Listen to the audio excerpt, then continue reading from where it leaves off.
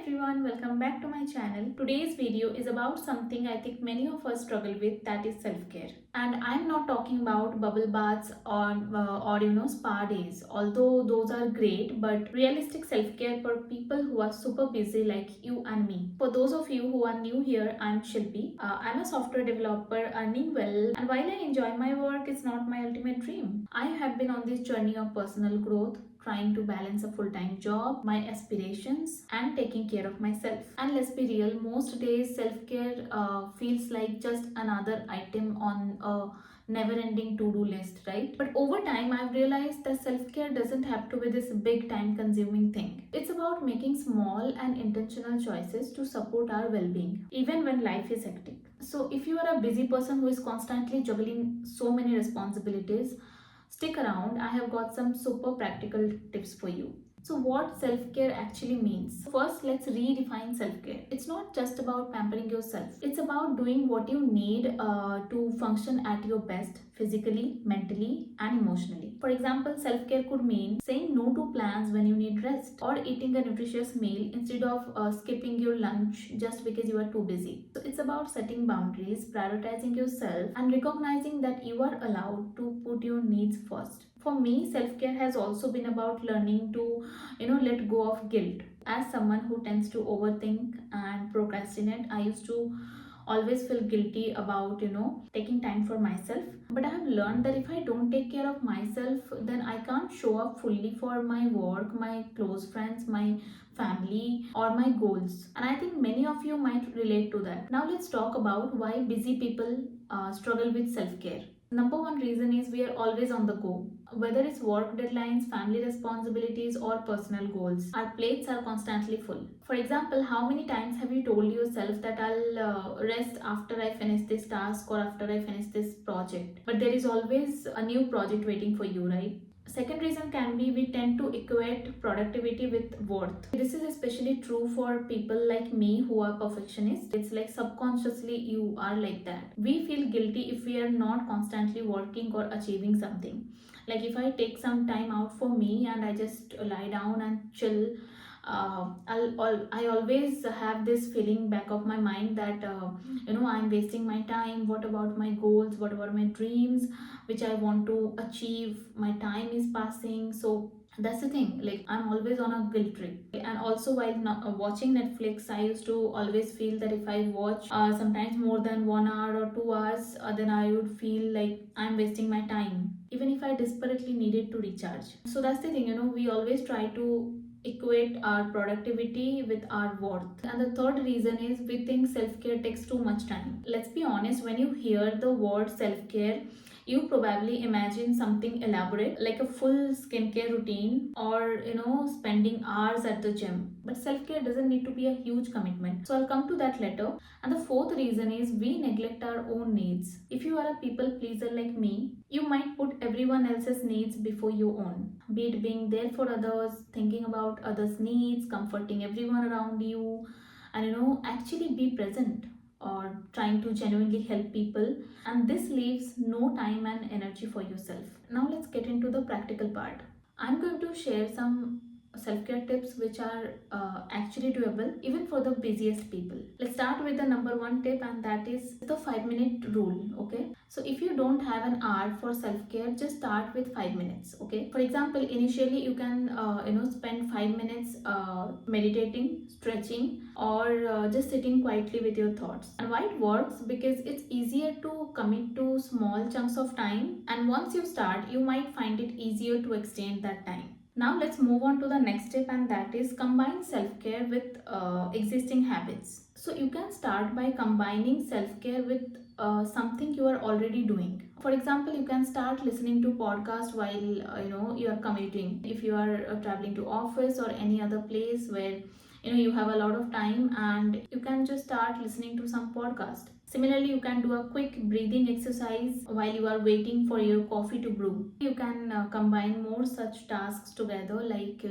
every time you check your mail, you can just drink water. It will ensure that you stay hydrated throughout the day. And also, if you practice some kind of to-do list, so while making your to-do list, you can just add one self-care task to that list. It can be anything which you know that you have not done in a long period of time, so you can add that task to your to-do list. Now let's move on to the next step, and that is prioritize your sleep. Sleep is the ultimate form of self-care, but it is the first thing we tend to sacrifice when we are busy. I learned it the hard way because I always sacrifice my sleep over something which is not that important for my life, but I would just overthink or just think that I need to finish this work rather than sleeping. Even if I want to have some quality time for myself, like watching something, sleep is the first thing I would sacrifice. But now I have changed it and I have really started to see the benefits. Okay, so you should start by setting a consistent bedtime, and you should stick to that even on weekends. Okay, because a well rested mind and body are more productive and it saves your time in the long run. So prioritize your sleep.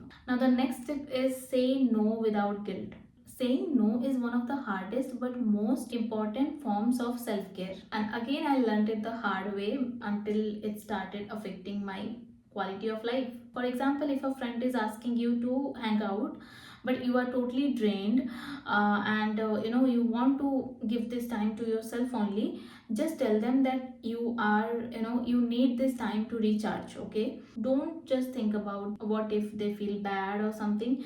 If you really feel that you are drained and you need the time to recharge, then please say no, because it frees up some time for you to focus on what truly matters to you. Okay, and if you are saying yes to everything and everyone, whatever you are getting approached for, then ultimately it will affect your mental health. Okay, I'm telling this from my own experience, because if you just continue saying yes to everything on every weekends or every time you are free, you will end up in a situation where you will just feel irritated with everything around you. Now the next step is you should batch prepare for the week. So if you're staying alone and trying to eat healthy all by yourself, then spend an hour or two on Sunday preparing meals. Or you can spend some time organizing your schedule or setting goals for the whole week. If you are prepping some healthy snacks for the week, you won't reach for junk food during a busy day. You can start by watching some videos on how to prepare meals for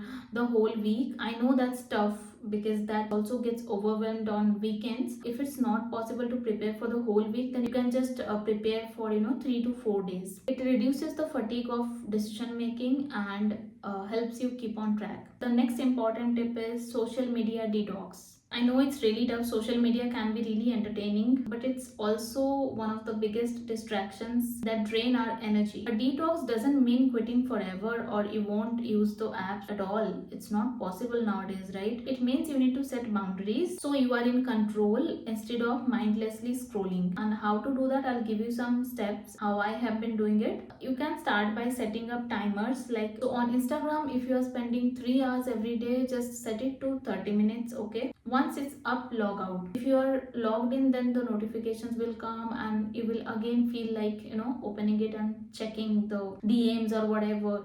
So once you are completing that 30 minutes or 40 minutes, whatever you have set, after that you have to log out. Okay, and you have to designate some no social media hours. Okay, for example, no social media after you wake up or the last hour before bedtime. Unfollow or mute the accounts which drain you. Fill your feed with the accounts that inspire you instead. Okay, also you can start removing social media apps from your home screen, and you can move Instagram, Twitter into a folder which you won't click often. And you should also go for a weekend detox sometimes, not every weekend. You can challenge yourself to go without social media for 24 to 48 hours. Spend that time on your hobbies, journaling, or socializing in real life, and also try to track your screen time. The results might shock you. So get into social media detox, it will genuinely help you.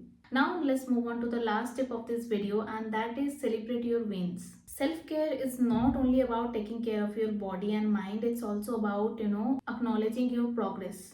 For example, if you have walked for half an hour today, go ahead and do something which you like in return. Just lie down and spend an hour watching something on Netflix, or treat yourself with a snack. Similarly, whenever you complete any task, any project, or anything you were struggling with, or you were, working hard on, once you finish that task, always try to celebrate it. Okay, because celebrating your small wins will always keep you motivated to do more. Self-care doesn't have to be this big, elaborated thing. It's about small consistent actions that help you recharge and feel your best. And remember, self-care is not selfish. You can't pour from an empty cup, and the better you take care of yourself, the better you can show up for everything in your life. Okay, and if you're someone who struggles with self-care, just remember you are not alone. I'm also going through the same thing, figuring it out one step at a time. So yeah, that was the video, guys, and I have so much more to share on realistic self-care tips, or